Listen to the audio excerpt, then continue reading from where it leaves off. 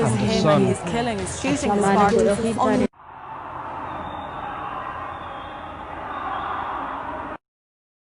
Demonstrations earlier this week. Protests erupted after gunmen killed the popular protest singer Hachalu Hundessa on Monday. Police in the Oromia region said more than 1,000 people had been arrested.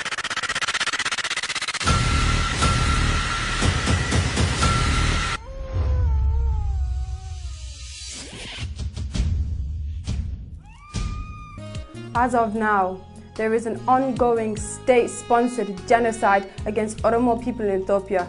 A staggering number of Oromo people have been brutally slaughtered by government force. From mothers to little babies, the killing has not spared other ethnicities either. Walaita and Sidama are also victims of these killings. A backstory of what exactly happened and is happening.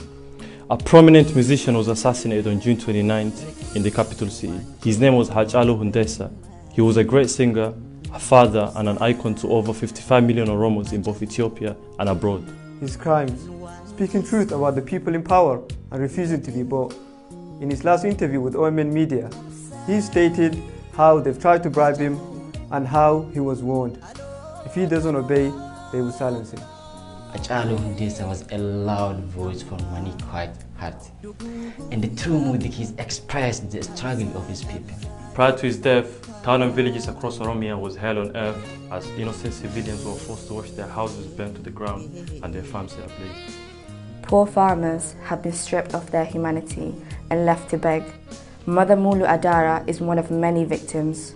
An Oromo mother has been left to beg for neighbors' help after her only adult son, that works labor job to feed his family, has been shot by the government troops.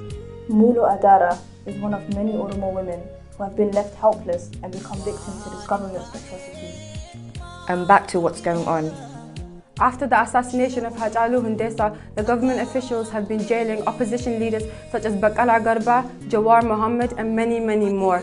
Primary and secondary schools are being used as temporary prisons because all the other prisons have been filled. Many have been abducted from their homes and many more have been killed by the government forces. The government is intentionally using COVID-19 as a biological weapon. According to Amnesty report, many prisoners have contracted the virus. According to the world media, such as The Guardian and The Times, the death toll is more than 200 immediately after Hachalu's death, and now we believe it's way more. We call upon organizations such as United Nations, World Health Organization, and other world leaders to help put an end to this. The targeted killings are being committed by the very people who have said that the old and oppressive new Naftanya system has been diminished. A system that began 150 years ago. A system that eradicated and assimilated different ethnicities by making them speak their language and made them slaves. Cultural and geographical genocide is still present to this day. Cities, towns, roads and villages have been given new names that do not originally and rightfully belong to them. Hachalu Hundessa in his interview expressed his views on the old murderous kings like King Menelik, an expansionist who killed many Oromo natives and displaced them from their land. This is one of the many motives Hachalu Hundessa was assassinated for. The old murderous kings like King Menelik killed and wiped away many ethnicities, including Oromo people, and is known as slave entrepreneur in the Western world. Today, the very king and many others like Haile Selassie, who murdered Oromo leaders, are being praised by the Ethiopian Prime Minister. And he has a statue in his palace as an honor of these divisive figures. This, to many people, indicates the return of an old, cruel empire that has killed many bright minds, like General Tadesse Birru, the mentor to Nelson Mandela and other African first leaders.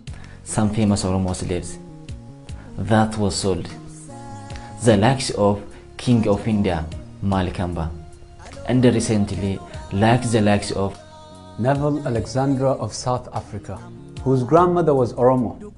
Her, for instance, was a victim of slavery by Menelik that has been documented. For years, Oromos have been socially and politically marginalized. For years, Oromos have been evicted from their land, denied speaking their own language, and forced to flee and seek refuge in foreign countries. As of now, the prominent opposition figure, the guardian light for the Oromo people, Jawar Mohammed, is in prison and falsely accused with 23 other people of a terror charge. We believe the charges are politically motivated to stop Jawar from competing in the general election. Human Rights Watch and United Nations need to speak up. Their silence is being paid by the death of our people protesting peacefully in Oromia region.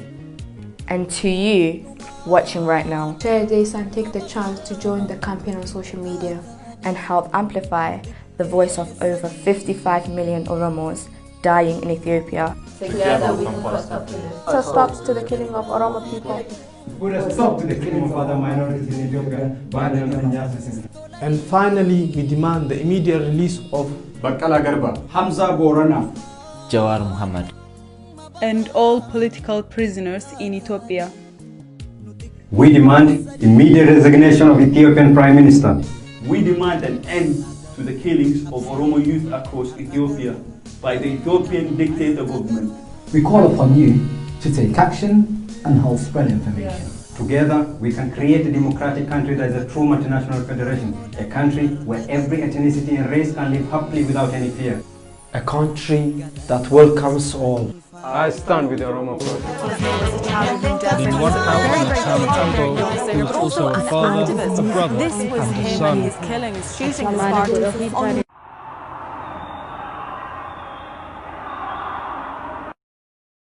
Demonstrations earlier this week. Protests erupted after gunmen killed the popular protest singer Qeerroo Hundessa on Monday. Police in the Oromia region said more than 1,000 people had been arrested.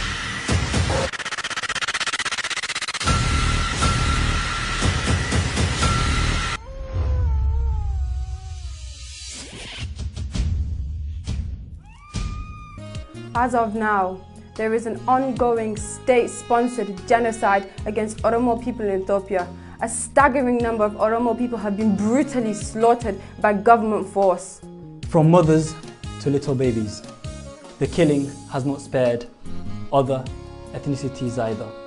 Walaita and Sidama are also victims of these killings. A backstory of what exactly happened and is happening. A prominent musician was assassinated on June 29th in the capital city. His name was Qeerroo Hundessa. He was a great singer, a father and an icon to over 55 million Oromos in both Ethiopia and abroad. His crimes, speaking truth about the people in power and refusing to be bought. In his last interview with OMN Media, he stated how they've tried to bribe him and how he was warned. If he doesn't obey, they will silence him. Qeerroo Hundessa was a loud voice for many quiet hearts, and through music he expressed the struggle of his people. Prior to his death, towns and villages across Oromia was hell on earth as innocent civilians were forced to watch their houses burn to the ground and their farms set ablaze. Poor farmers have been stripped of their humanity and left to beg. Mother Mulu Adara is one of many victims. An Oromo mother has been left to beg for neighbors' help after her only adult son, that works labor job to feed his family, has been shot by the government troops. Mulu Adara is one of many Oromo women who have been left helpless and become victims to this government's atrocities. And back to what's going on. After the assassination of Qeerroo Hundessa, the government officials have been jailing opposition leaders such as Baqqalaa Garbaa, Jawar Mohammed and many more. Primary and secondary schools are being used as temporary prisons because all the other prisons have been filled. Many have been abducted from their homes and many more have been killed by the government forces. The government is intentionally using COVID-19 as a biological weapon. According to Amnesty report, many prisoners have contracted the virus. According to the world media, such as The Guardian and The Time, the death toll is more than 200 immediately after Qeerroo's death, and now we believe it's way more. We call upon organizations such as United Nations, World Health Organization, and other world leaders to help put an end to this. The targeted killings are being committed by the very people who have said that the old and oppressive new Naftanya system has been diminished. A system that began 150 years ago. A system that eradicated and assimilated different ethnicities by making them speak their language and made them slaves. Cultural and geographical genocide is still present to this day.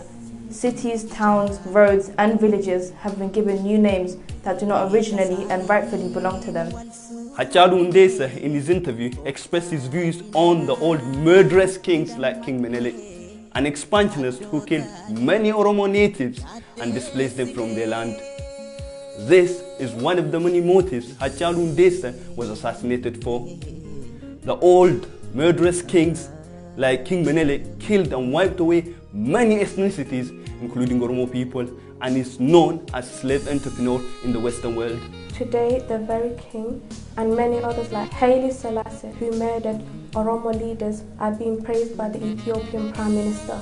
And he has a statue in his palace as an honor of these divisive figures. This, to many people, indicates the return of an old, cruel empire that has killed many bright minds, like General Tadesse Birru, the mentor to Nelson Mandela and other African first leaders. Some famous Oromo slaves that was sold, the likes of King of India, Malikamba, and recently the likes of Neville Alexandra of South Africa, whose grandmother was Oromo. Her, for instance, was a victim of slavery by Menelik that has been documented. For years, Oromos have been socially and politically marginalized. For years, Oromos have been evicted from their land, denied speaking their own language, and forced to flee and seek refuge in foreign countries. As of now, the prominent opposition figure, the guardian light for the Oromo people, Jawar Mohammed, is in prison and falsely accused with 23 other people of a terror charge. We believe the charges are politically motivated to stop Jawar from competing in the general election. Human Rights Watch and United Nations need to speak up. Their silence is being paid by the death of our people protesting peacefully in Oromia region. And to you watching right now, share this and take the chance to join the campaign on social media and help amplify the voice of over 55 million Oromos dying in Ethiopia. Together we can put stop to this. So stop to the killing of Oromo people. Put a stop to the killing of other minorities in Ethiopia by the Oromia system. And finally, we demand the immediate release of Baqqala Garba, Hamza Borana, Jawar Mohammed, and all political prisoners in Ethiopia. We demand immediate resignation of Ethiopian Prime Minister. We demand an end to the killings of Oromo youth across Ethiopia by the Ethiopian dictator government. We call upon you to take action and help spread information. Together, we can create a democratic country that is a true multinational federation, a country where every ethnicity and race can live happily without any fear. A country that welcomes all. I stand with the Oromo protest. We stand with the Oromo protest. Do you? Gasanin wal supine kofta dinat tidam